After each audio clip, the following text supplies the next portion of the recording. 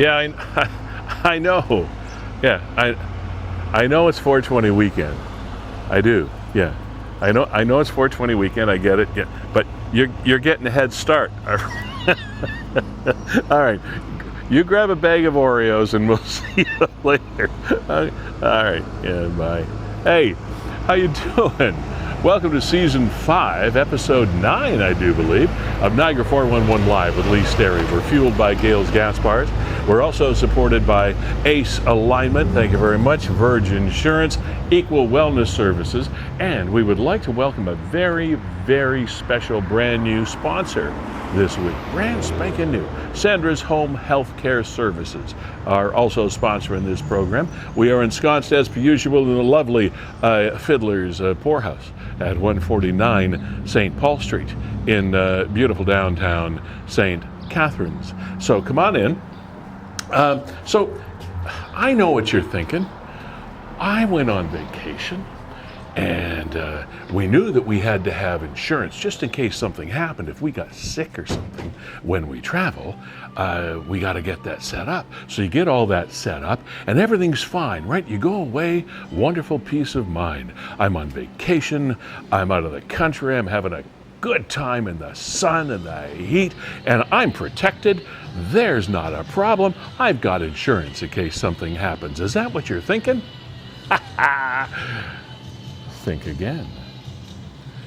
Story that we're going to be bringing you to expand on that concept on the show today. So stick with us for that. WeeStreem is streaming this program right now. Kevin Jack, my executive producer and co-founder of the company, is going to make sure that you're entertained for the next 30 seconds while I sit down, and we hope you stay with us. Cheers.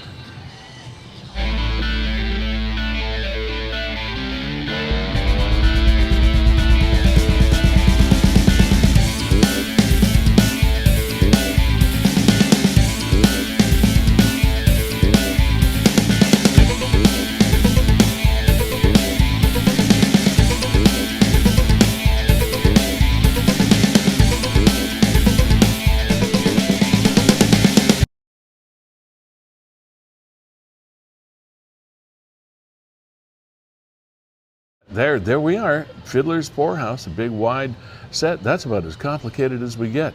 Big time Hollywood stuff, eh? Welcome to the program.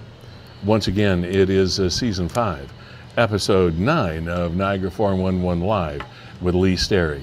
Want to welcome, as I said, a brand new sponsor today, and we'll be telling you more about Sandra's Home Health Care before the show is out. Also, fueled by Gale's Gas Bars, supported by Verge Insurance Group, Ace Alignment, and Equal Wellness Services. By the way, as far as the Equal Wellness Services, it is a business started by and run by and still proprietary by, if that's a word, Audrey Wall, the foot nurse, and she's going to be joining us on the program in a couple of weeks. So we're going to have a chance to chat with her and find out more about her business coming up on May the 1st. Kevin Jack, ladies and gentlemen, on the right-hand side of your screen. And Kevin, welcome to the ye old programming. How you been? You all right? I've been well, Ian. How about you? I'm good. It looks like we have a little bit of a sort of a greenish theme on the program here today. Yeah, we're doing okay. I'll call your attention to the center of the screen. I encourage everybody to do this. You're watching right now on Niagara 411. We haven't talked about that a lot over the last number of shows because all of the information is right on the screen, but this is an open line program. This is a program that you can come on. We are live. We call it Niagara 411 Live with Sterry for a reason, because it is live, it is in the moment, and if you're seeing something or if you're out there or you're viewing this and you want to come on and talk to us and give us the benefit of your wisdom and observations, by all means do so. And that's all you have to do is click on the link while you're watching the show. It's a Zoom link. You come in, Kevin will see you there, and then poof, we can have a conversation. So yeah, we haven't talked about that much, Kevin, but it is a live, interactive, and in the moment TV show here on Niagara 411 Live. And Lee, while we're talking about that, I also want to encourage people to go ahead and share the stream. It's so easy to do. Oh, you know what? You got the button right there in the bottom right. Okay, so I'm logged in as myself to Facebook. I'm going to do that. I'm over on Niagara 411, and all you have to do is click 411. share. There we are. This menu will come up. And now it says share now public. And then I hit share. Share now. Share to feed. Yes. Public. Instantly share this post. Boom. And then bang. There we go. That's how easy it is. Now anybody that follows me. So that would be good. We'll see. And then we can do share again. We can do share to feed. We can do that. And if people have ever wondered the difference, Lee. Yes. Because when you do click that share button, share comes up, and there's share now public, and below it there's also write post. Write post just allows you to write something like, hey guys, I really like this show on Niagara 411, or my cousin was on this show, or whatever. So you can write a note. If you just want to share it, like just throw it out there on your wall so other people that follow you can see it. That's what the top button's for. But if you have a comment, you just do write post, and then you could write something in there. And that would be great. That would be greatly appreciated if you watch the program at all, even for a few minutes or so. Just hey, we like that. We can share that. We can do that. That would be of great service to us, and we would appreciate it very much. You know, when you go into YouTube and all the YouTubers say, "Hey, don't forget to like that thing," and well, that's kind of the same deal, and we appreciate it, and we do appreciate the support. The number of views and reach numbers that we've had on this program over the last while are truly astounding. So I do want to thank you for being a part of it and helping us out, and just kind of hanging in and being part of the family, part of the team. Speaking of which, I want to give our tip of the beau chapeau to Nick at Niagara 411. We have, we don't own, people often ask me this, like, so you're Niagara 411. No, we're not. Nick is Niagara 411, but we kind of ride Nick's coattails and he rides ours, is the fact that we use you as contributors to Niagara 411 as part and parcel of some content for the program that we have been doing now for, what, Kevin? Four years? I think we're into season 5. So. Season 5, yeah. And Niagara 411 Live is our show. Niagara 411 is Nick's, but we have a little bit of a kumbaya kind of relationship there. And hi to Nick's mom, who also spends a lot of time with us. And hi to you for if you're a passive enjoyer of the program, in other words, you don't participate, but you just like to kind of hang in there and watch. Well, we welcome you as well. So. What you're seeing on the screen right now is a post about a story that we're going to be addressing today. Shannon Horner is going to be joining us about 12:30ish, something like that. And as I mentioned, coming in off the streets, her mom was on vacation in Jamaica, Montego Bay, and had a health scare.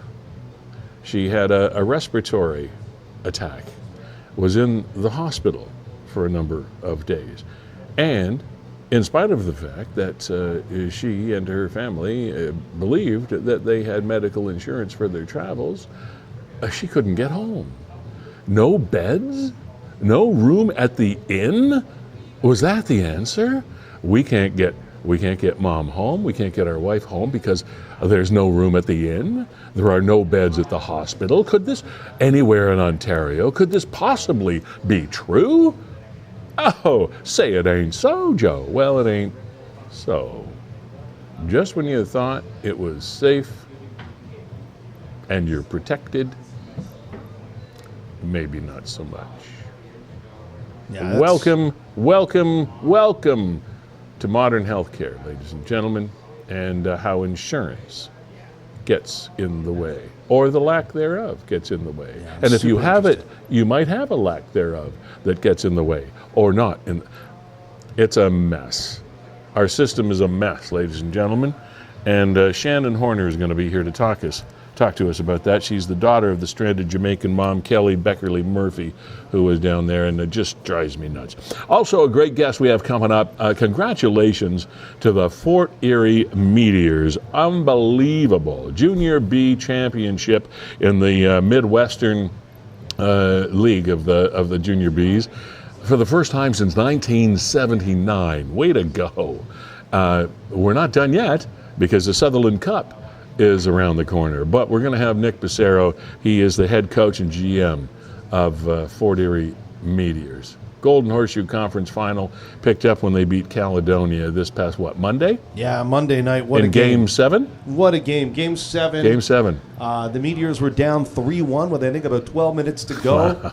3-2, 3-all. Then they go up 4-3, seal it with an empty netter. And, hey, you know what? The Cup is coming back to Fort Erie. First time since 1979. That is amazing. So very, very cool. And so Nick's going to be joining us a little bit after 1 o'clock today?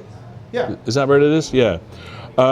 Also, here we are viewing, along with viewers, April the 8th, the day that will, not live in infamy, but it will live in our memories for quite some time, because that was the day, first day in many, many, many, many, many years, that we were able to witness, or almost witness, a total eclipse of the sun here in Niagara. What you're watching now are scenes of the people trying to watch the eclipse in Niagara Falls. As you can see, we've got some nice, great, big, fat clouds in the background, a whole pile of cameras set up along the falls, and there we go, and parking, $70. These scenes, by the way, these are the scenes, are they not, Kevin, that were shot by the UK group? Yeah, it's just a Facebook group, fairly popular page out of the UK, so it's pretty interesting to see their take on it. You know, that they highlighted parking was $70. Right, so these shots, this Facebook stream or video, whatever it is, montage, was put together, was being viewed at the time by millions of people in the United Kingdom. And we're just viewing it right now. Now, the crowds did not turn out exactly as anticipated. We were expecting somewhere in the neighborhood of what was prognosticated as 1 million people. Well, we didn't do the 1 million people. A number of folks, including Mayor Jim Diodati of Niagara Falls, put the blame, if you call it blame, put the reason, I guess, is a better way to put it, at the feet of the state of emergency that was declared for the city of Niagara Falls, because a lot of people said that there were cancellations as a result of the fact that this state of emergency thing was broadcast and publicized all over media and all kinds of social media, et cetera, around the world. Well, a lot of people apparently had changed their plans and didn't come out. But those are some great scenes of April the 8th, of people trying to get something out of their efforts to be in Niagara for the total eclipse on April the 8th. There is a particular story that came out of this, and we're going to be talking with the mom of a gentleman who proposed to his now fiance at the eclipse in Niagara.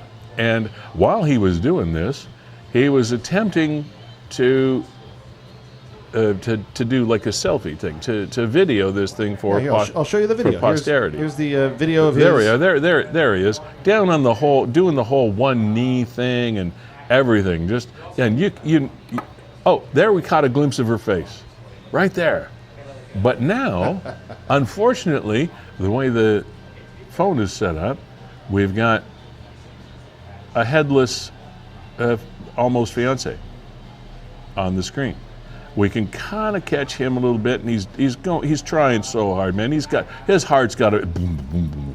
These are nervous things. You got to be kind of shaking when you're doing this, because guys aren't really that brave. Oh, she said yes. Oh my gosh, there. She said yes? Yeah, she must have, because they hugged.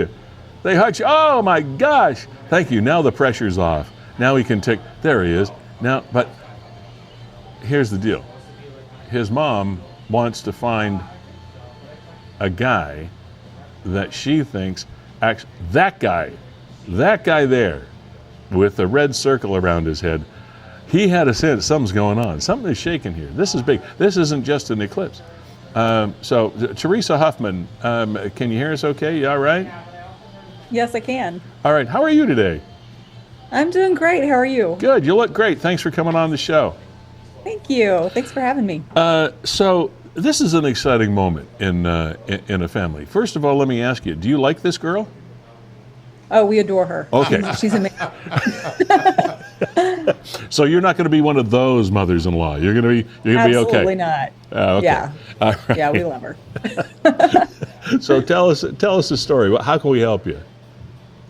Well, Matt and Abigail were visiting Canada for the weekend leading up to the eclipse, and during the eclipse, he set up the camera to take the video and said to her, I'm sorry to do this in front of thousands of people, but I couldn't pass up this opportunity to propose at the full eclipse. And of course, you all see that she said yes, but he didn't get a good picture. And as a mom, I want that picture. Yeah. I was watching the video and I saw that there were a couple of bystanders that turned around and saw them and either took picture or video. And the one gentleman, we were able to get a good screenshot of his face. There was a female bystander as well that took a picture, but I couldn't get a good shot of her face. But I thought, I'm going to go out to social media and see if I can't find this guy and see if I can't find the picture for them. That's now. Where's everybody from? Where do you? Because I know that people in Niagara Falls from everywhere. So where are you guys from? Right. Well, we live in Aurora, Colorado. Suburb of Denver, Colorado. Okay. The kids actually live in Baltimore. Oh. They both graduated from Colorado State University last year, and Abigail is pursuing her master's and doctorate at Johns Hopkins University, and Matt is working at Johns Hopkins Hospital, and Toronto was the closest place to see the full eclipse, so they drove up there for the weekend. Wow, so you guys are really underachievers. Yeah. Wow. They're both slackers. From Colorado and Baltimore and Johns Hopkins, that's a pretty big deal. They're pretty impressive kids. Yeah. Well, so now it seems that you're driving this find the video bus. Do they really care, or is you're the one that's kind of got this charge going? It's really just me. I told them what I was doing, and they're like, Mom, whatever. We don't really care. The important thing is she said yes. Yeah. but I want the picture. Well, that you could tell from the video is the fact that she did say yes. We got a pretty decent face shot of your boy. And we got one little glimpse of Abigail's face right at the very beginning, before she knew what was going on. Right. So, good for you. Good for you. Because that's, you remember what day it was. That is for sure. And so, what happened next? I'll never forget. Yeah. So, what did you do after that? Did you stay in the Falls? Did you go back to Toronto? How did that whole story unfold? They had spent the weekend in Toronto, and Matt had to be at work at 7 o'clock the next morning. So as soon as the eclipse was over, they jumped in their car and drove all night back to Baltimore so that he could be at work the next morning. Holy cow! That's a long drive. It is a bit of a drive. Whew. Well, I hope you. Well, they must have had an interesting evening. Then, will you marry me? And off we go back home. Pretty much. So, have you had any nibbles or any bites or anything? Anybody reach out? I haven't yet. All right. Now, how can we help you? Is there a I don't want to put your phone number out over the air and all that stuff, but clearly not. Yeah, but how do we find you? If somebody is a person or knows the person that knows a guy, what do we do? Well, this post is being shared all over, your producer found me on Facebook, so I would imagine that anyone that sees my posts can send me a private message on Facebook. Okay, well, he's a little smarter than the average bear, so maybe not everybody can find you. But okay. No, they will, I'm sure. I'm just kidding with you. So, and you're in. Are you in Denver? Or are you in Baltimore? I'm in the Denver area. Yes. Okay, all right. I have a cousin that lives. I think it's about 5 hours away or so in Durango. Oh, okay. Beautiful area of the country. Yeah, it's nice. Yeah. Well, listen, Teresa, give our regards to Colorado. Love it down there, and Thank you. Over there, I guess. And and we hope let it keep us posted as to whether somebody comes out of the woodwork. I really do hope you find some nice shots, even if they're still shots or whatever. Exactly. Yeah. Of the blessed couple. So, is there a wedding date set? There is September 16th of this year. Okay. So you know Niagara Falls is the honeymoon capital of the world, right? I do, yes. Yes. I mean Marilyn Monroe and all those people, and yeah. Well, come back and see us. Awesome. Thank you so much. I appreciate your time. Hey, our pleasure. It's a great story. Congratulations to the happy couple. Thank you for being a mom, and I hope it all works out. Thank you. Appreciate it. Hey, yeah, take care. Bye, a good day. Teresa. Yeah, that's a Bye-bye. neat story, Kevin. There he is again, and she said, "You cut my head off." Boy, there's a picture of the week. Now, I don't know about you, but I am a little bit surprised. Is surprised the right word? A little bit curious. Maybe curious is a better word, as to why we have so many vehicle fires that show up. Is it just that we're being reported, or the fact that there are more of them? Now, this is a motorcycle picture that showed up on Niagara 411, engulfed in flame. Yeah, there we go. Netherby Road and Meisner in Niagara Falls. But boy, oh boy, I mean that's. Yeah, did that hit that pole, or did it just somehow go poof? It's like National Geographic level photography. Yeah, yeah. How do you get that shot? Is it the rider that got that shot? I'm assuming the rider's okay. I mean, you could get off a motorcycle pretty fast if it looks like you're in trouble. But Kevin, we have a lot of car fires that show up on Niagara 411 as well. Almost every week there's a car fire somewhere. All my years driving, all my years on the highways, I have to tell you, I have maybe seen one vehicle actually on fire. And now we've got them all over the place. I don't understand it. And I'm still wondering if we could find somebody somewhere. Is there some sort of automotive expert or forensic automotive expert that could come on this show at some point in time and try to explain to us why vehicles catch fire, unless it's intentional? And don't get me wrong, I'm not suggesting this is intentional in any way, shape, or form, but why? Now, I have some people that I know that have been, or were, years past, police officers, and oftentimes on the back roads and somewhere there's a stolen car or whatever set on fire. You know, that's arson and that kind of, but that happens once in a while, not all that often, at least as far as I know. But these reports that we get on an ongoing basis of vehicles on fire on highways, I don't get it. I just don't understand it. If somebody can come on, remember we told you at the beginning of this show, it's an open show. It's an open line program. You can come on anytime you want. If you're sitting there and you're having a look at this show and you say, I know why cars catch on fire. I know this is, please come on and tell us. Like join us and say, hey, Lee, this happens all the time. But okay. What do you think, Kevin? Is it a higher incidence of fires, or is it just that I see them more often than I should on Niagara 411, to the point that I'm thinking, okay, with the amount that we all drive, I guess at one point in my life, my car is going to combust. Like, well, this is what I'm concerned about. I know, it's really weird. Like seriously, and I could scroll through 411 and find probably 2 or 3 other photos submitted this week of motorcycles and cars on fire. Literally engulfed in flames. Now, I have driven all kinds of cars over the last number of years, and I've had cars that break down, I've had cars that smoke, I've had cars that overheat, I've had cars that exhaust falls up. All kinds of stuff happens or can happen while you're operating a vehicle.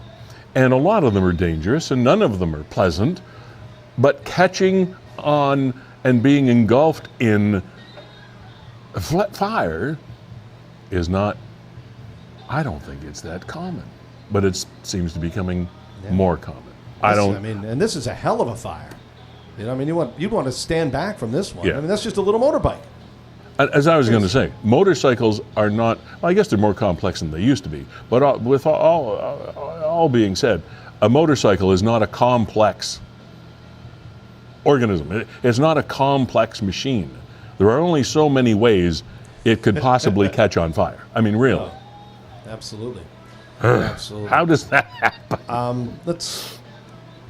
Okay. All right. Have we got Shannon? All right. Now, I was talking about this in kind of a light-hearted way earlier, but it's not lighthearted. It's very, very serious. When someone is afflicted with an emergency in the world of healthcare, in the world of health, you need to be looked after, and you need to be looked after now, and you need all of your resources to come to bear and make sure that you're being treated properly and you're going to be okay. Well, this did not happen. My name is Shannon. My mom, Kelly Beckerly, went with her bestie to Jamaica for a vacation. Almost immediately, she was having trouble breathing. She left on Friday the 5th, and by Sunday the 7th, she had to be taken to a hospital in Montego Bay. She went to emergency respiratory failure. They had to put her on life support to save her life. Since then, we've been fighting with the insurance company, et cetera, and she joins us now. Shannon, hi. Welcome to the show. Glad you could be here with us today. Thank you. So, Shannon, your mom, Kelly, goes on vacation with a friend, and all of a sudden tragedy strikes. But before she went, I'm sure she had a plan to be looked after in the case of a health emergency, right? Yes, absolutely. We definitely had travelers insurance. They were aware of some pre-existing conditions, so they knew of everything. My mom went down with her best friend on Friday, started having trouble breathing almost immediately. Sunday morning, they called and had a nurse come up to their room. Then my mom needed to be transported by ambulance. Of course, my mom also had to pay for the ambulance before they took her to the hospital. So apparently, from just finally getting her medical record, she did code in the ambulance, and they had to perform CPR and bring her back. Since then, she has been on a ventilator. I'm happy to report she is back in Niagara. She came home that night due to all of the media attention. Honestly, I think that's the only reason that it happened. But we had been told for eight days that there were no beds. Finally, I couldn't accept that. Of course, I didn't know how serious my mom's condition was. Right. Maybe they didn't do any imaging or CT scans or anything like that. So I shared the story here with Niagara 411. A cousin of mine seen the post, reached out to Doug Ford, who responded that this is something insurance companies typically do, is they say there's no beds available because they don't want to have to pay. Now, Shannon, let me Yes. cut in here. It was the Ford government. It was somebody from the government that told you that this is what insurance companies do. Am I getting that right? That is what the person I was speaking to told me. Yeah, the cousin told me that was Doug Ford's response. I did get a phone call from Sylvia Jones, the health minister herself. Okay. At 8:30 at night, and she let me know that yes, sometimes there is a protocol that insurance companies are supposed to follow, and I guess they didn't follow because there has been a bed, there was a bed, there always has been a bed. So why she wasn't transferred home immediately? So I don't know. So let me go back to when your mom's in the hospital. She had to be put on life support to save her life. How long was she on life support? When was she able to breathe on her own? She's not, unfortunately. She is still Even now? on life support. Yeah. Wow. She's still on Okay. life All right. support. So Yeah. who contacted whom at the very beginning of this back in Ontario? I'm assuming it was your mother's best friend or whoever that she went with that got in touch with somebody back here? Yes. So my mom's best friend got in contact with her husband. We immediately pooled whatever resources we were to get him down to Jamaica. Okay. He's the one that has been dealing with insurance and kept getting told that there were no beds, we can't transfer her day by day. So he was or somebody was actually talking directly to your insurance company or her insurance company. Yes. And the Yes. insurance I company was and the told insurance there were no company beds. and the insurance company said we can't do anything, there are no beds. We can't move her. There's no beds available. There's no beds. The minute there's a bed available, we will transfer her. And nothing was happening. Nothing was happening. And then I said, okay.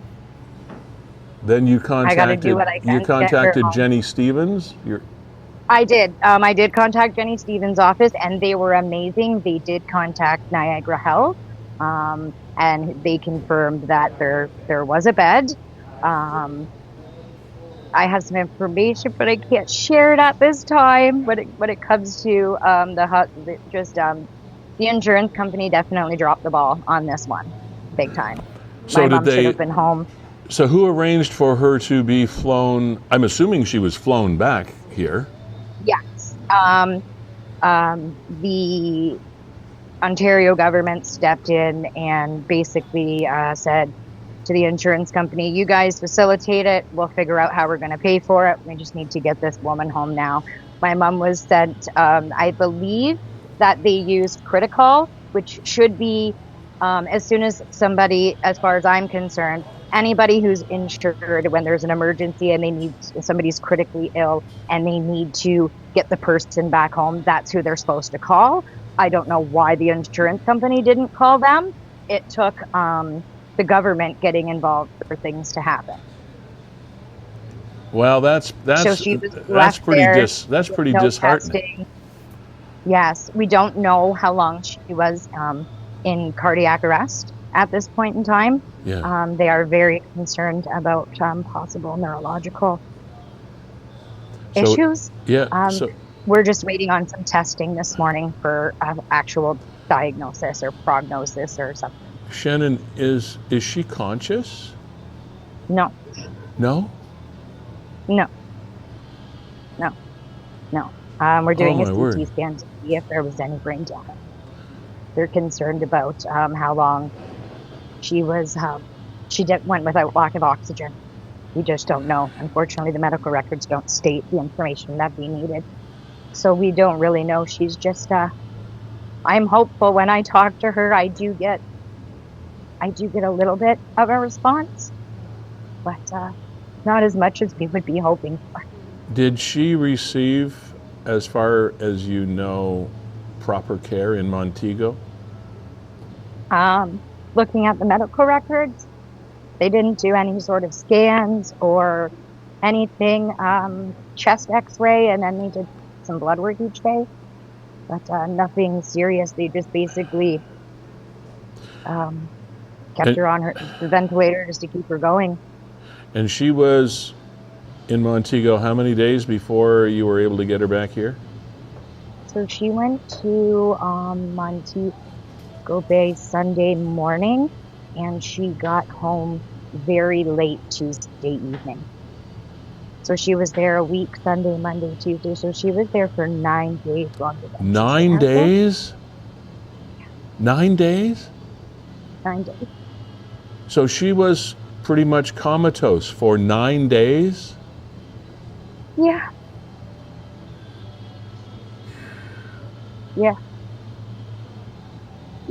Wow. Absolutely. I'm so sorry. 9 days longer than she should have been. She should have been home in maybe 1 or 2 days. She was cleared in 2 days to fly. So yeah, she should have been home a lot sooner with us, receiving better care than I think that she would have received down there due to And you put the we have different hospitals, different staff.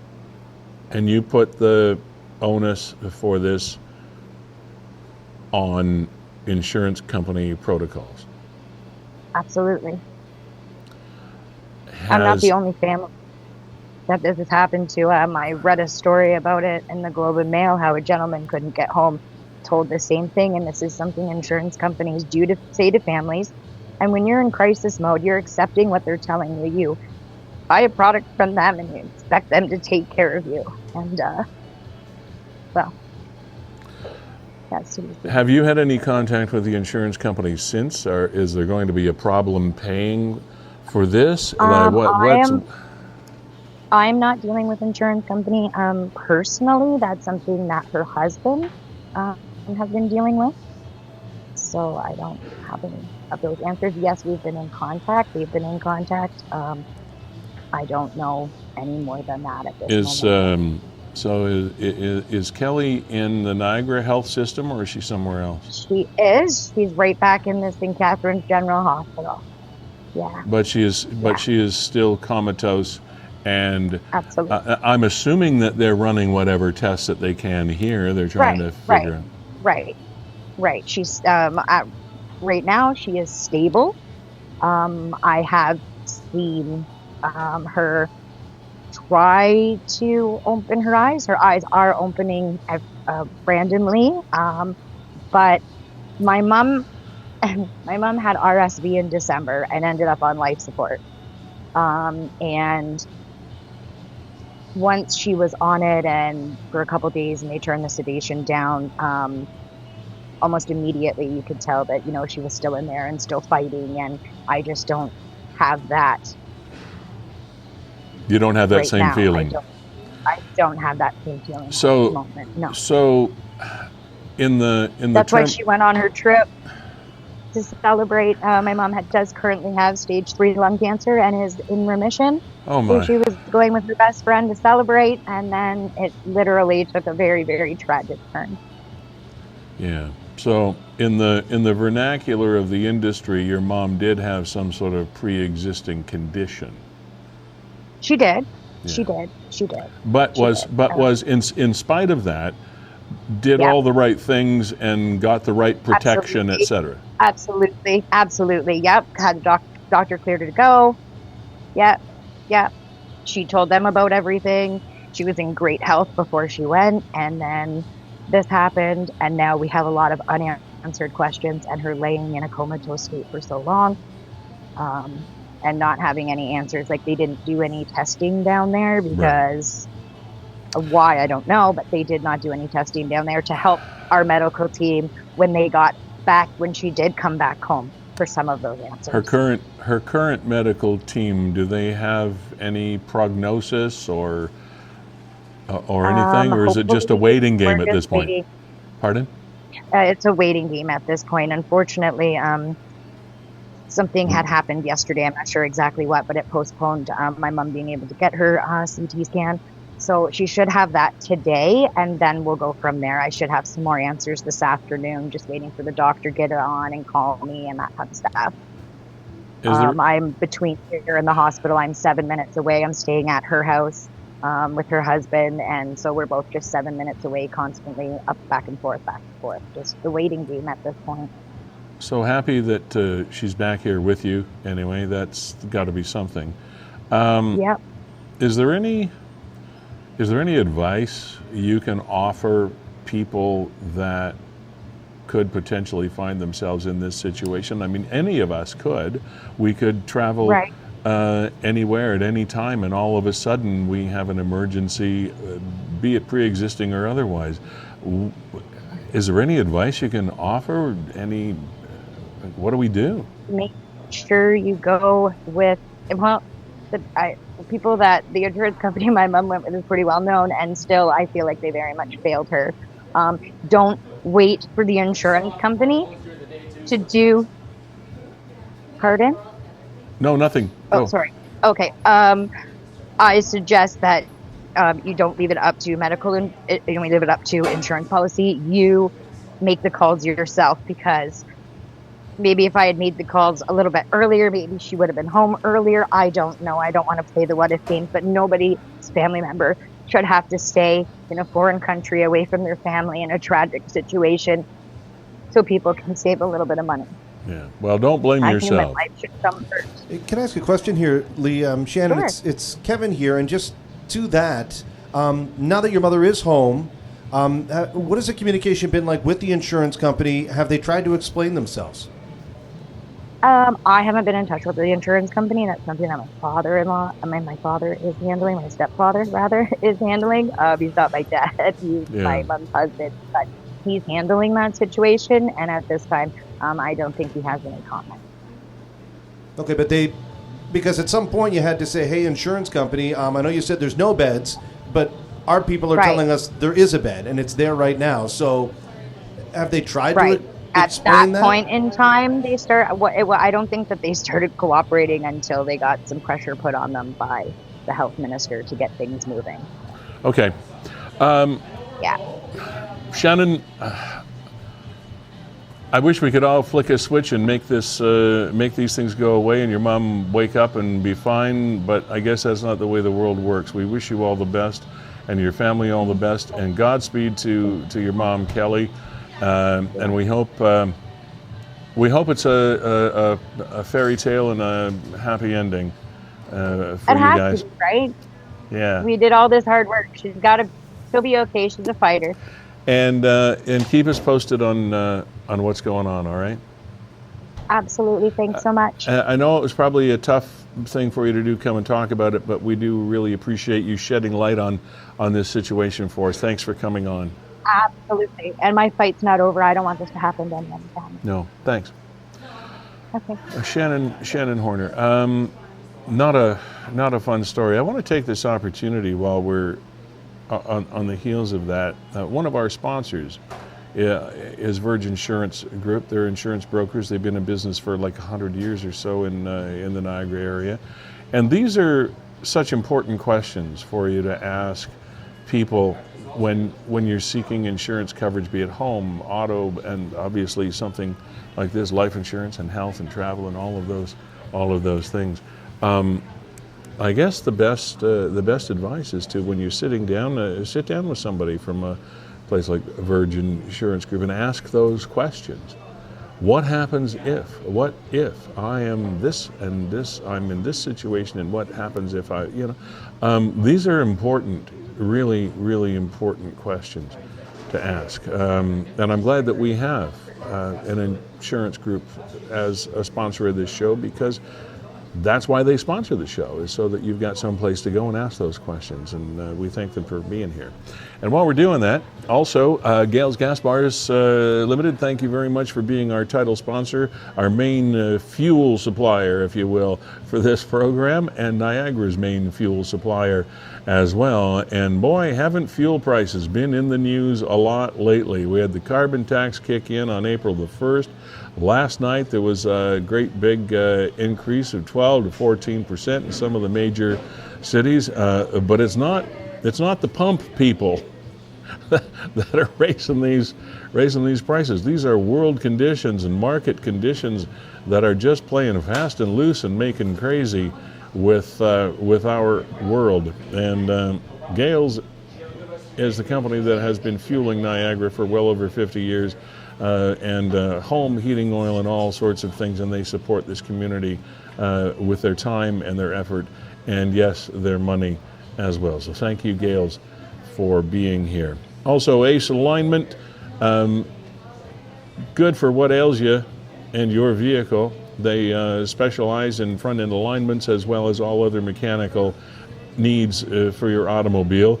Located right downtown St. Catharines on North Street, right behind the police station at Welland and Geneva. You have to kind of go back there and look for them. But boy, they do a great job, and we thank them for being a part of this program. I want to make sure that I give you the right names here, folks. You want to talk to Darren Miller, and you want to talk to Matt Crompton. Those are the two dudes that are there all the time, and they're very, very good at what they do. So thank you to Yeah, I Ace bumped Alignment. into a lady wearing an Ace Alignment hoodie there just Tuesday night. The Did kids you? kids had swim classes up at Brock University. And there was another Cool. mother there wearing Ace Alignment, and I guess she's, some relation, maybe one of those guys or somebody that works over there, Janice and the whole crew. Yeah. And we just chatted a little bit about Ace Alignment and how great Nice. they are and how they do so many other things other than alignment, and they're situated right in the downtown core. And what's a hard part, Lee, about getting service on your vehicle? Is getting to and from the shop, and they're right in the heart of St. Catharines. So if you work down here, Easy peasy. yeah, strike up a conversation with them, build a relationship, Yeah. and bring your car in there. You can just walk to work, or walk downtown to Fiddler's and grab lunch. Motor vehicle inspection station as well. So good for what ails you. Janice Purdy and her crew, thank you very much. Also, Equal Wellness. Now, I want to give you a little background. The proprietor of Equal Wellness Services. Equal Wellness Services is a pretty new name in the vernacular of wellness services in Niagara area, but it's not a new name really. Audrey Wall, the foot nurse. We chatted with her on this program. I don't know, a couple of years ago now. It's a company owned, perceived by, operated, etc., by Audrey the foot nurse, and that is really where the cornerstone of her business began. Fully accessible, free parking, easy access for the Queenie and the 406. Foot health, including diabetic foot health, etc., but so much more. Located at 365 Vine Street between Scott and Carlton. On the east side of Vine Street, little in a plaza there. Used to be a laundromat, actually, now. And it's relatively new in that area, so she doesn't have her sign up yet or anything, but it's in there. And we're going to be chatting with Audrey to find out a whole lot more about her business when she joins us in a couple of weeks on May the 1st. So thank you to her for sponsoring the program.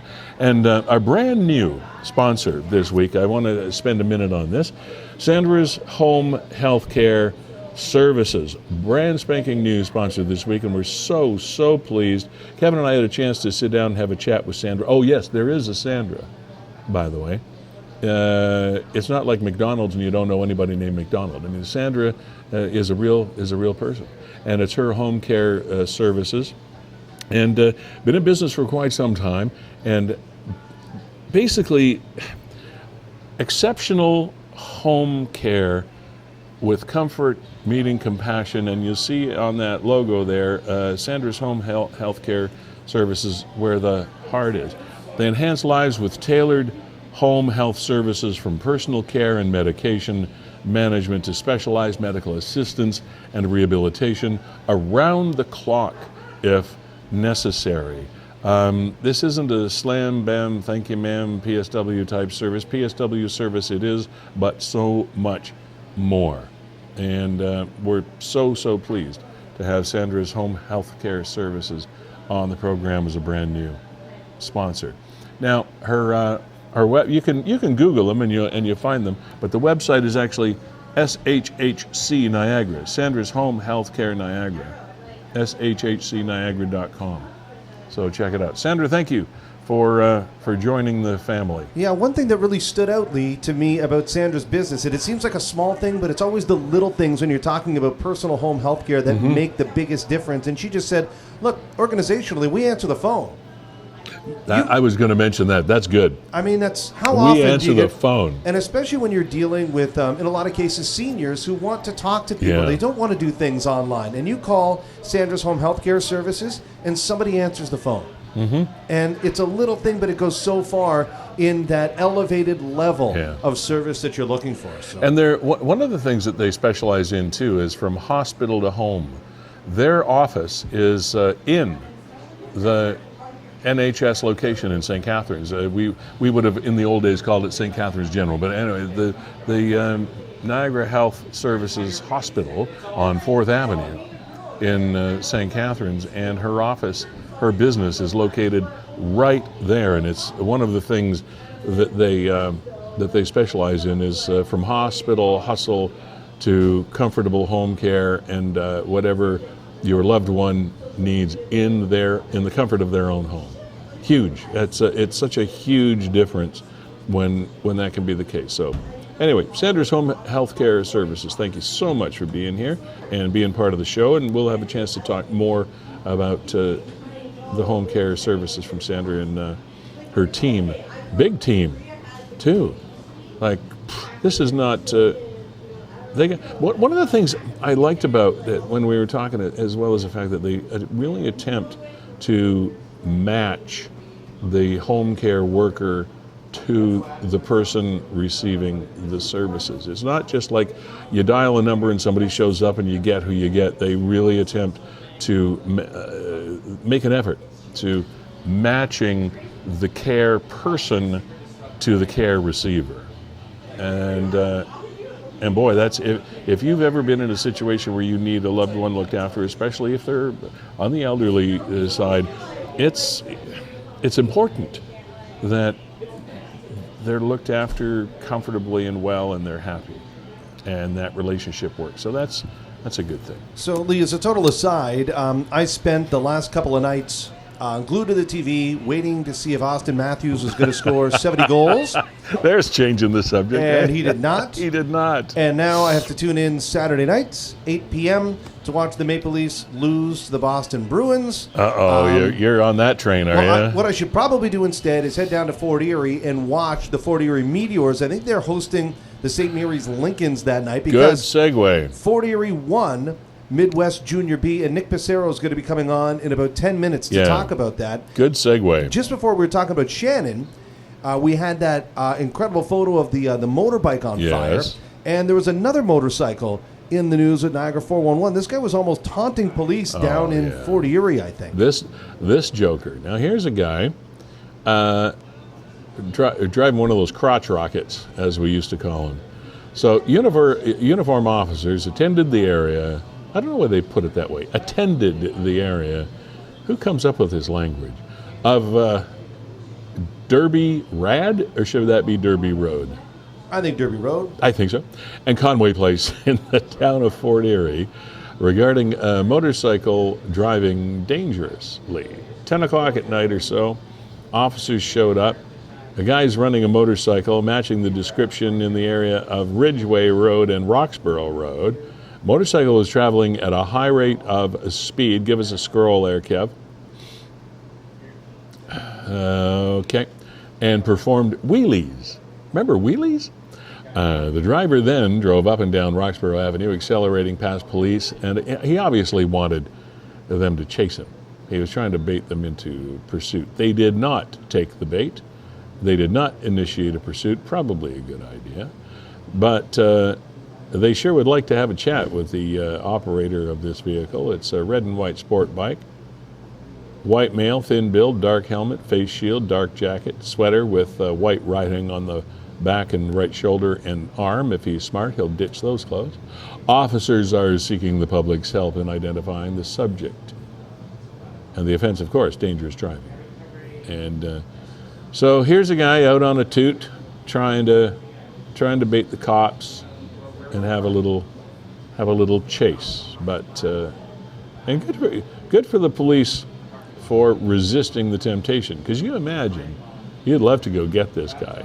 But you know, chances are, even though they have some pretty high-powered vehicles, they're not going to catch that guy, even if it has nothing to do with just speed, has to do with places he can go that they can't. So that's just that was just good thinking on the part of our regional police service officers. So there you go. But if you know this dude, I mean, he's probably a native of that Ridgeway, Fort Erie area. Or he probably didn't come down from Toronto to do it.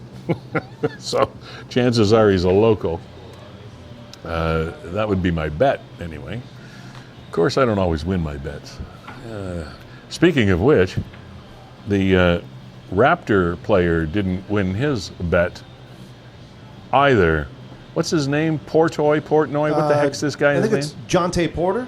Porter, yeah. Jonte Porter. His brother what a loser. Is a bit of a superstar. But some background on this. He was kind of a reserve center for the Raptors, and he just got suspended for life. For life. From the NBA. Crazy. Not only, and this is just coming off the heels of of the Ohtani character with the Dodgers and his agent betting millions of dollars, and that hit the news. And the agent actually he fell on his sword for Ohtani. I don't know how that story actually fleshed out, but this Porter dude, I mean, he's a professional basketball player.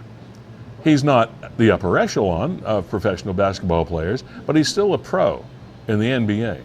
Toronto Raptor, caught for gambling, but here's a dude, not just gambling, not just betting on sports. He also bet on his own team to lose. He knew that these days, here's one of the downsides of this new betting system that we can do, this FanDuels and all these things. You can bet on just about anything. Well, as one of the storylines goes, there was a bet out there that you were either going to bet on whether he, Porter, was going to overperform or underperform in a particular game. Well, guess what? You can bet on yourself to underperform, and then you go out on the court and you do what? You underperform. Sick. Stupid. Probably going to be back on the street where he belongs. Anyway, what an idiot. Yeah, I mean, it was... Idiot. It was ridiculously. So one of the bets that somebody placed, and this is, of course, what raised the red flag in Vegas or the sports books or what have you, somebody threw $80,000 down on whether or not he would even attempt taking a three-point shot that game. I mean... Yeah, there's another one, a direct bet on him. That's the minutia you can bet on.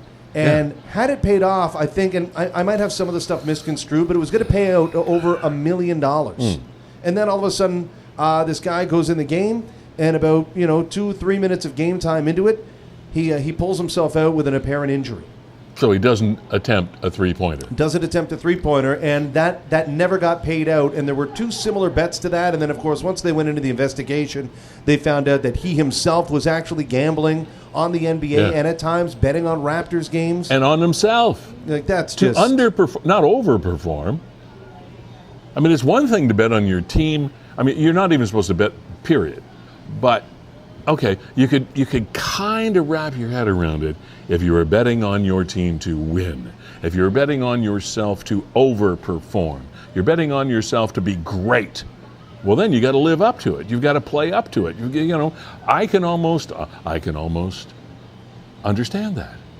But when you bet on yourself or your team to underperform, you're breaking the law. You're a loser. You're a criminal, and he should have been banned for life, and it's good that he is. Now, Lee, I'd be interested to talk to anybody down here in the Golden Horseshoe that at the beginning of the year said Fort Erie Meteors are a lock to win the Midwest Junior B this season. And this takes us from the dark side story of sport to the bright side story of sport. And unbelievable story for the Fort Erie Meteors Junior B club in the Midwestern League. They play in the Midwestern Junior B hockey division.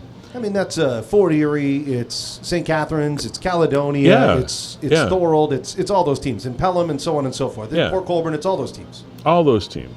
And for the first time since 1979, the Fort Erie Meteors have picked up that honor as the Midwestern Junior B Hockey champions. And joining us right now is Nick Passero. Nick, hey, how you doing today, pal? I'm good. Thanks for having me. How are you? Oh, more than happy to have you, and I'm fine, and thank you. You must be still riding on cloud 9 about now, right? Yeah, we're coming back down to earth a little bit. Got back to practice yesterday. Let the boys enjoy a couple days of being champs, and now it's back to work.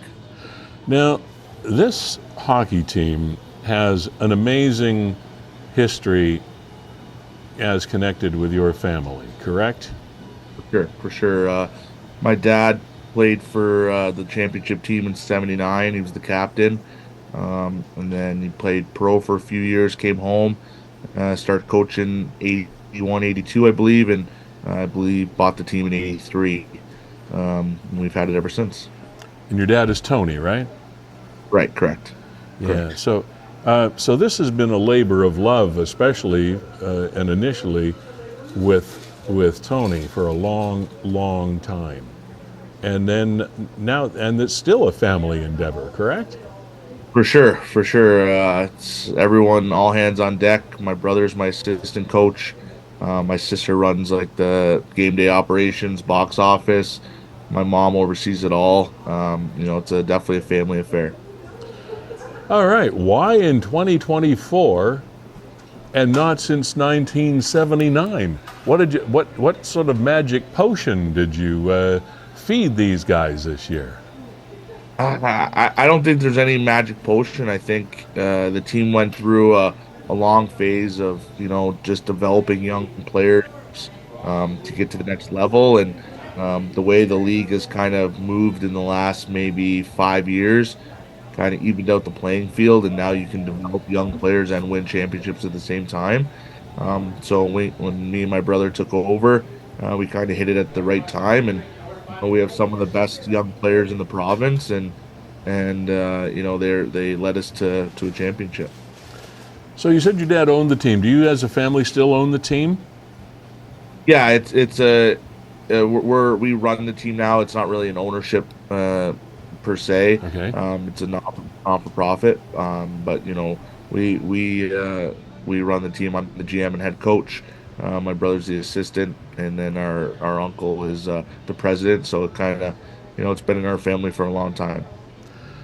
Well, that's just an amazing story. And remind us again, oftentimes we forget when we watch these players on the ice at all levels, even at the professional level, sometimes we forget the ages and the generations of people that we're dealing with. What are the ages of the players on your team these days? What's the age bracket? 16 to 20. 16 to 20. So this year was 2003 born to 2007. Okay. And how long do they usually play for your team? I guess it depends on whether they move up or... Yeah, it all depends on their career path. Some guys just 1 year, some guys 3 or 4. I played for the Meteors for 6, so everything is it all depends on where you're going or who you are. So we got guys that are here for a long time, and some guys here for a quick pit stop. Yeah. But once you're a Meteor, you're always a Meteor.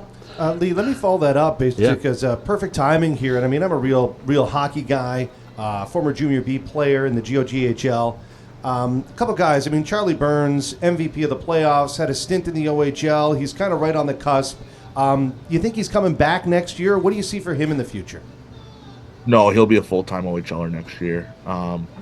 Kid's just a rock star. There's really nothing I can say about him that would even, scratch the surface. Unbelievable goalie, but aside from that, just a great human being, a kid that just lights up the room. The players, battle so hard for him, and he every night he puts it out there. He's just incredible. And then another kid there, and sorry, I'm forgetting his name. I think Jared. He was just drafted in the 18U draft by the Ice Dogs. So another local kid. He scored 2 for you in Game 7. Talk a little bit about him. Yeah, Jaden. He wasn't with us all season. He played Niagara North AAA. He was one of our affiliate players. We had some injuries happen in the first round. We called Jaden up. His first playoff game, scored 2 goals, and we kept him in there. And he's learning with our group. He's growing, and then Game 7, he scored the game tire and the game winner. So there's amazing. A kid that didn't play junior hockey all year. Did a really good job in Niagara North with his coach Brody Critch, and we got him at the right time. And then he parlays that into a new draft position and a chance to make the Ice Dogs. And sorry, Lee, don't be sorry. You're the hockey guy. I'm cool. We're having a conversation as though the season's done, but I mean, far from it. You guys are got a ways to go. Sutherland Cup actually begins tomorrow night. You're on the road and back home on Saturday. You said the guys got back on the ice yesterday with their first practice. So tell us a little bit about what you know about Listowel and St. Mary's. Yeah, so we played them both during the year. We had a very tough conference schedule. So we played Listowel early on in the year. They beat us 6-5 on the road. Very good game. They're very good defensively, kind of like us, similar style to us. They got some few, high-end players. And then St. Mary's is more, real high-octane offense. I think they scored 300 goals in the regular season this year. Whoa. So, that's something that we'll be ready for on Saturday. But, we focus on Listowel to start. Two good practices here after letting ourselves go for a couple days. Very well-deserved after what we just went through. So I think the boys are ready to go, and we're excited. How do you do that? The coming off such a supreme high. I mean, for the first time in decades, the team is at the top of the crop in their league and moving on, and the job is not yet done, and yet it's an incredible milestone. What do you say to your guys to put some perspective back in their heads, and oh man, we got to get ramped up all over again? Yeah, I don't know if you ever watched the Vince or the Charlie Sheen movie with Maple League, and I just sent him the video. Win the whole thing. There's only one thing left to do: win the whole thing. I sent the video to them on Wednesday morning, and we got to practice yesterday. Had some good talks about who we're gonna see and what we're gonna do, and just got on the ice like it was any other day. I was really impressed with how our guys skated yesterday, and I got no worries about no letdown. Yeah. Nick, I want to go back to Monday night because it was just incredible. You had a chance to ice it at home Saturday night. Raucous crowd down in Fort Erie. Didn't go your way. So now there you are headed back to Caledonia. They go up 3-1 in the third period. You got a dozen minutes left to go. Bring us behind the bench. Like, what were you honestly feeling at that time? Down 2 goals. Time's not in your favor. And how did the boys step up to kind of turn the ship around? Well, there's 2 parts to it. One is in Game 5, we scored 4 straight goals in the third period as well in Caledonia. We were down 2-1, I believe. Scored 4 straight. So we had that kind of in the back of our minds. But in Game 7, they make it 3-1. We scored 20 seconds later. So there was no time to really sit there and feel bad for yourself. The next line went out there, scored right away. Well, it's a brand new hockey, and now it's 3-2. So that was kind of, a big moment for us. 20-year-old, veteran Blake Hall, Fort Erie kid, goes out there, scores right away, 3-2. And I kind of just looked over at their bench, and they were deflated, and they were up 3-2. And I just looked at my assistant and I said, let's go. Let's put the foot on the gas here.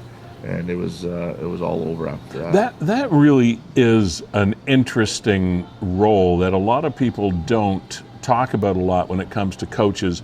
And bench guys, people that are watching, is the feeling of momentum shift in sport, which can mean just such an amazing thing. So you've got to be pretty much watching for those signs. You either know that the other team is motivated, or they're deflated, or the same about your team. I mean, you kind of have to have that sense about your own team as well, right? For sure, and I think it's so prevalent in amateur sports. Like, watch the World Juniors, the emotion and the momentum in that kind of tournament when kids are playing for passion, not for money. Of course, there's momentum in professional sports, but the just raw emotion of kids, it can bring you to the highest of highs and the lowest of lows, right? So that's very important in what we do, is managing our guys' emotions and even our staff. Like, we've never been here before. I've never won a thing in my life. So I leaned on my guys a lot, and, I was very frank with them. This is a learning curve for me and learning experience, and let's just do it together. And I'm just so proud of how they pulled it out. It's funny you should say that. You said you never won a thing in your life. I think you probably had some pretty high moments and had some pretty high emotions as well. But again, a family endeavor. You're the coach. You're the GM of the team. And after a number of years of not quite hitting the mark, how do you get yourself motivated? Because at some point in time, you've got to look in the mirror and say, Nick, have you got it in you? Have you got what it takes? Can I do this? There's got to be a lot of kind of second guessing yourself too in there. 100%. You know, where I'm at now, or where we're at, I guess, as a group is, it took us 45 years to get here, so we might as well go win it now, because who knows when we're going to get back. So that's the easy way to get motivated for this next little hurdle that we got, and playing at two top teams like Listowel and St. Mary's. So you never know when you're going to get back. Let's go get it done while we're here. It's just such a great story, and we're so proud of you guys, and I feel so happy for the boys more than anything else. You and your family, of course. I know it's a lifelong passion of yours, and that passion's not going anywhere. But for those boys, for you to be able to stand in the locker room and say to those kids, "Hey, 45 years, guys, and you're here," like that's a big message, man. 100%. And you know, we got quite a few Fort Erie kids in our lineup that, you know, have watched the team for years and years, and you know, call a spade, the failures of the past, and to let those guys lead us has been incredible. Well, Nick, we know as they say, the fat lady has not begun to sing yet. You got a ways to go, man, we wish you all the best. But regardless of how this goes, you're never gonna lose the admiration and the congratulations of your community for pulling that off this year. So congratulations on that. Send our best to the boys, and I hope you do well against Listowel and St. Mary's, and we'll be watching. Thank you very much. Yeah, stay in touch, and hopefully we can recap this with another trophy. Absolutely, we will definitely have you back. Nick Passero, ladies and gentlemen, head coach and GM of the Fort Erie Meteors. You see these sports stories in movies and all the rest of it, and Cinderella stories and whatever you want to call it. But when it happens in reality and happens in your own backyard, that's special. Yeah, and I know a lot of the alumni of the Mets, of the Meteors, they've been out supporting the team here on their playoff run, and just epic and happy for not just Nick, but the entire family. Yeah. You talk about it's just been in the family. They've been bleeding. The dad played for them, went on to play some professional, came back, bought the team, and now the boys and even the daughter are all involved in the day-to-day hockey operations.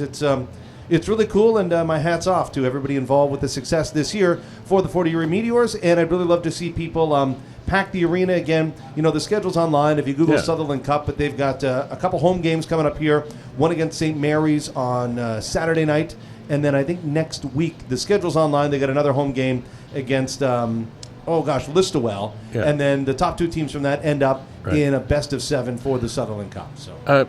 Do you know what the background of the Sutherland Cup is? I am unaware. I just did not know who Sutherland was. There's some guy named Sutherland. Some guy. It's on the GOGHL like Mr. website. Gray, like Lord Gray of the Grey Cup, or whatever. Lord Sutherland. I scrolled by it today. Didn't pay any attention. Yeah. Here was something, Lee, the other day that I just couldn't scroll by. It ended up on my Facebook feed. Okay. It came out of Niagara Falls, and it's absolutely bizarre. I cannot explain it any other way. Yes. Am I ever glad you reminded me about this? Now, it's kind of weird but scary and disgusting all at the same time. This post went up, and it said, one of my neighbors found 60 of these bags in our neighborhood today. It looks like rat poison in the bags. What is wrong with people?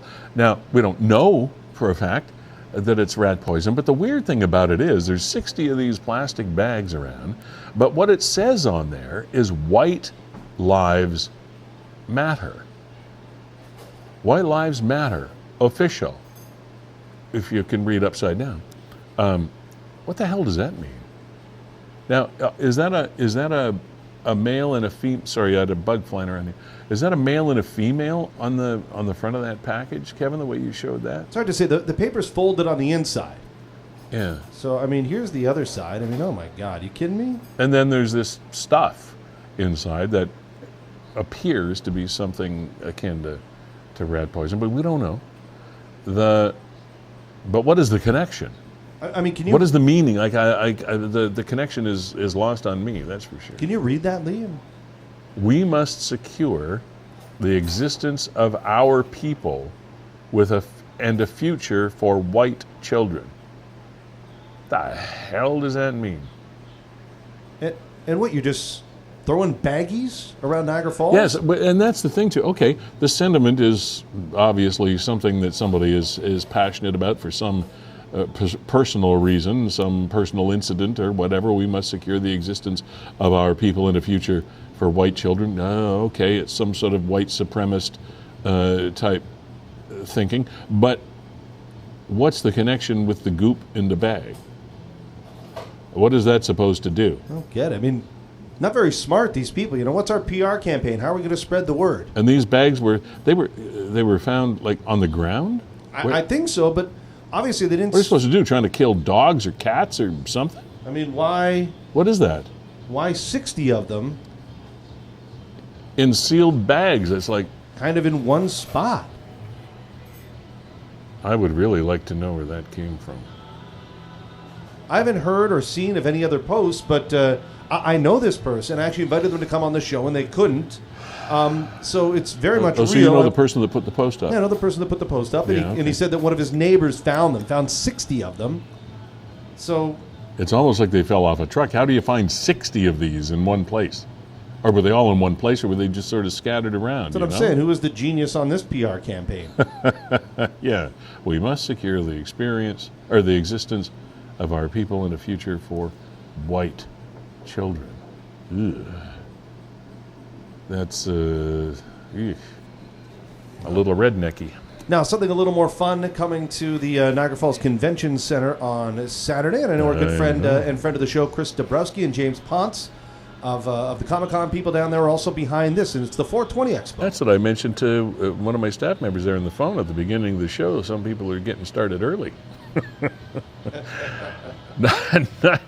Get yourself some Oreos and head on over. Niagara Falls 420 Expo, all things cannabis. Now, this used to have a very different connotation years ago because it's been going for years, Kevin, decades almost. This thing, the whole 420 thing has been a big deal for a long time, and I wonder if it has a different kind of feel to it because it's legal now.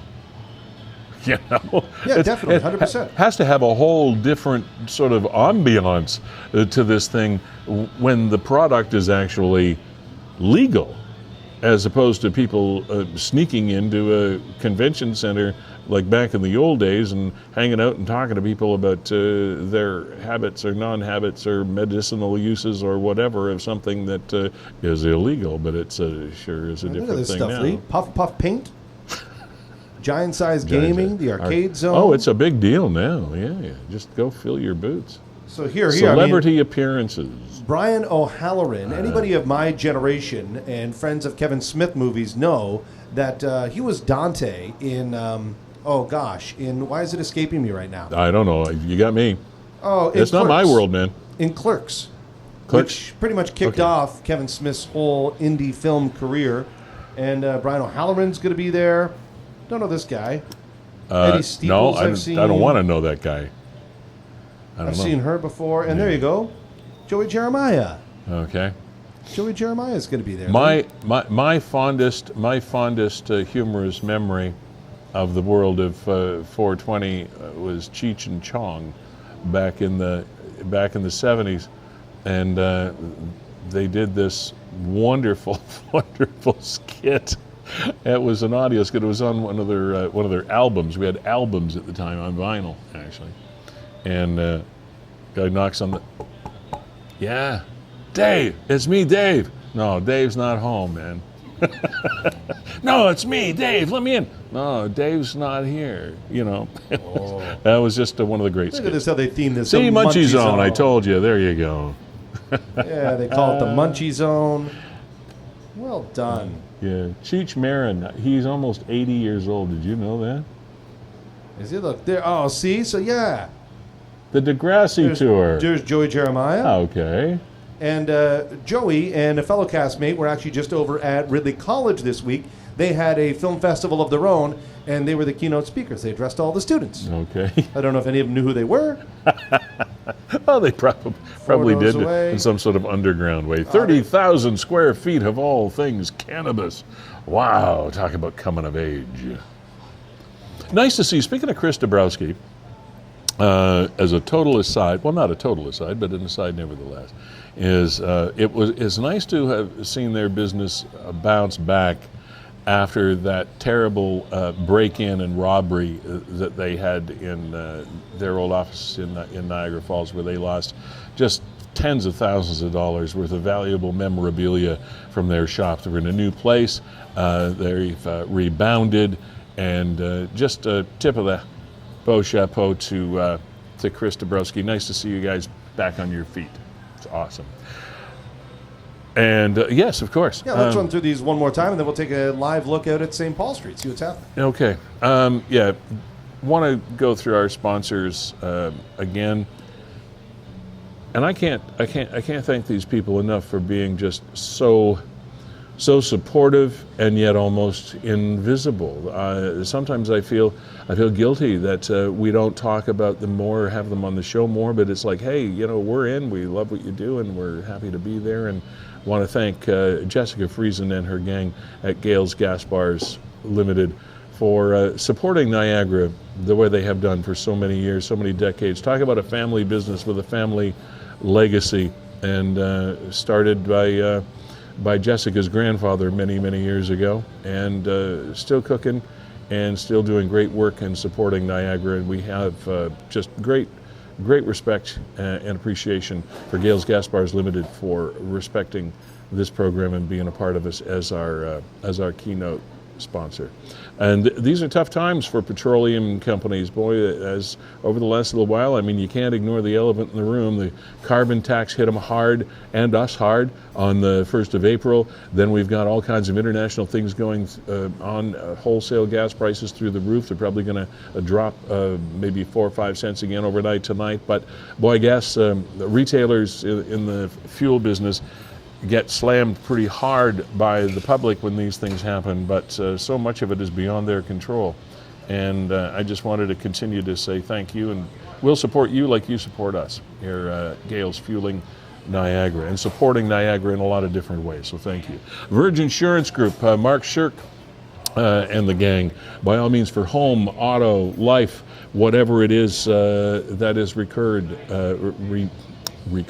required, by all means, contact them. And we had a story earlier on in the show about a lady that was stranded in very serious health situation in Montego, and just had a real tough time, and is finally back here. And a lot of fingers are pointing at her insurance coverage, etc. But when you want to ask questions, when you want to find out what's going on in the world of insurance and whether you're protected, call these guys and ladies. They'll look after you. Another born and bred Niagara company, and have been for decades. Ace Alignment, thank you very much also. Ace has pretty much been with us almost one full season now, Kevin, and it's just great that Janice Purdy and her gang are still supporting us. Front-end alignments and brakes and just about all things auto. Long relationship as well in the motorsport business support as well. So Ace Alignment, North Street, St. Catharines, by the way, right centrally located downtown, right behind the police station. North Street, just off Geneva. So thank you guys for being here. Equal Wellness Services, Audrey the Foot Nurse is going to be joining us in a couple of weeks, and we're going to find out all there is to know about Equal Wellness Services, 365 Vine Street. They're located on Vine between Scott and Carlton, kind of give you an idea, and a little strip strip mall there. And man, I just had my feet done last week. I feel great. And our brand new sponsor, Sandra's Home Health Care. Experience and exceptional care at home with Sandra's Home Health Care services from hospital to home, 24/7 if necessary, and a very, very personalized PSW style service from Sandra's Home Health Care services. And I know in a couple of weeks or a few weeks or so we'll have Sandra on to chat about that. Transforming care with love and compassion, and looking after your loved one like you would like to look after them yourself. Okay? So thank you for joining us. Kevin Jack of WeeStreem, we didn't have a chance to talk a lot about you guys this week, but give us a quick update on anything that's going on with the WeeStream gang. Make sure you tune in Wednesday, where we'll be broadcasting live from Hansberger Estate Winery in Lincoln. Mayor Sandra Easton will be there for the annual State of the Town address. So you can watch the town of Lincoln, watch their socials, so you can see all that's looking ahead for the town of Lincoln. Nick at Niagara 411, always a pleasure to work with you, as well as all of the contributors, and that is you that are watching the program. Thank you for your support as well. Nicole Sermon, am I saying this right? Sermonara? Not entirely sure. Not entirely sure. But she's a great musician. A lot of people associate her with the band Gin out of Niagara Falls. We've had them on before. Yeah, they do some solo stuff too. Okay, now this is a video. Now we were talking about car and motorcycle fires earlier. I guess this is coming full circle on the theme, but this is go set your mother's car on fire. I think we'll have that explained to us when we see it in just a few seconds. Thanks to Fiddler's Poorhouse, as always, for letting us come in and get in the way of your staff and help us have a nice place to spend an hour and a half with you every couple of weeks. Niagara 411 Live with Lee Sterry back on May the 1st. May Day, May Day!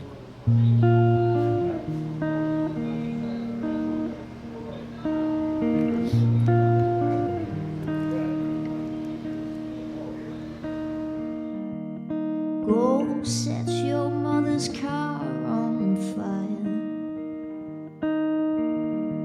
Watch the flames climb up into the sky. And laugh in her face when she falls to her knees and cry.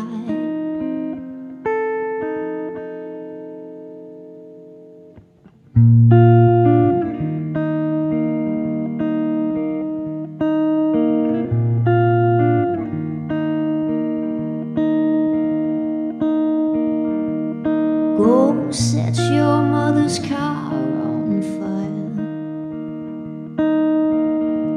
Yeah, make sure it's on a Sunday afternoon, so the church bells are ringing just as soon as it all comes into view.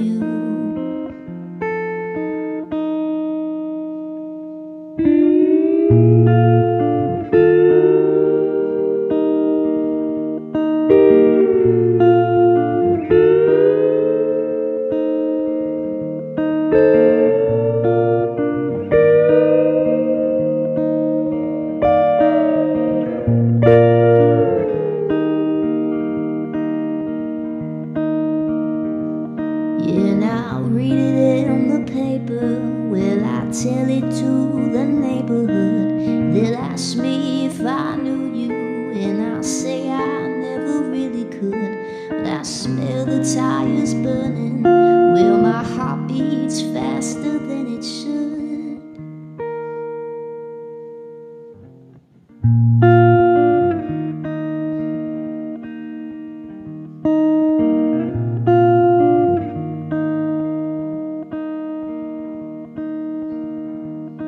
Go set your mother's car on fire. Watch the flames climb up into the trees. And I'll make sure you really do it, even if I need to buy the gasoline. 'Cause if I don't stop to hate you, I might just lose my start to hate you soon, I might just lose my mind. Oh, if I don't start to hate you, Lord, I'm gonna lose my mind. So go set your mother's car on fire, so I can try.